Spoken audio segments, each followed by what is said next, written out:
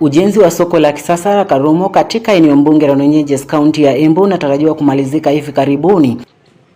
Soko hilo la shilingi milioni 60 chini ya mpango wa kuchochea uchumi ESP inalenga kumaliza tatizo sugu la hasara baada ya mavuno ya wakulima linalowakumba wakulima wa maembe wa kaunti ya Embu. Wakulima wa maembe juu hapa ni wakulima ni wengi sana. Maembe inakuwa mingi sana na watu wa kutoka mbalimbali wanakuja hapa kutoka nchi za nje wakikuja kununua maembe. Kwa hivyo soko ikijengwa hapa na tuwe na biashara mzuri ya maembe, watu watakuwa kinunua na wakitusaidia sana.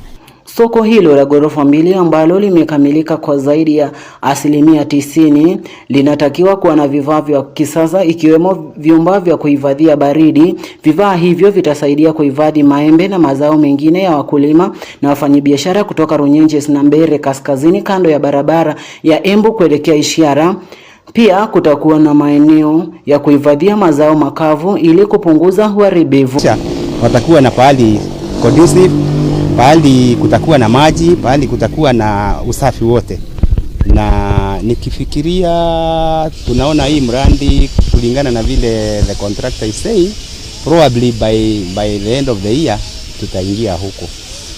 Mwenyekiti wa soko la Karumo Joseph Njagi amesema kwa kila msimu wakulima wamekuwa wakipata hasara kubwa kwa kukosa soko na njia za kuhifadhi maembe yao. Aliongeza kuwa maembe mengi yamekuwa yakioza mashambani licha ya wanunuzi kutoka Tanzania, Uganda, Mombasa, kwani kiwango cha ununuzi hakijawahi kufikia 100%. Sasa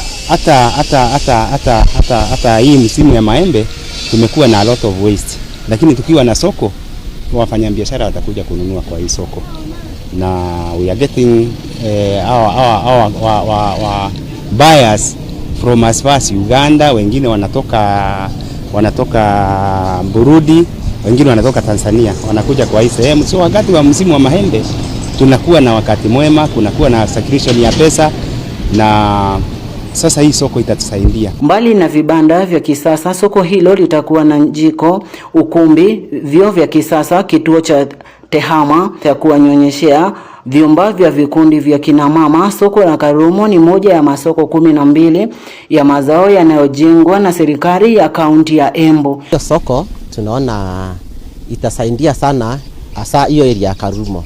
By the way, mkaaji wa Karumo biashara ndio wanafanyanga hapa, na tunaona huko katika area ya Karumo watu wengi sana ni wakulima wa maembe, wakulima wa fakando, wakulima wa mahindi na maharagwe. So hiyo soko ikiisha tunaona itasaidia sana hawa wakulima wa huko. Nikiripotia Elewa TV kutoka eneo bunge la Runyenjes kaunti ya Embu, jina langu ni Patrick Murioki.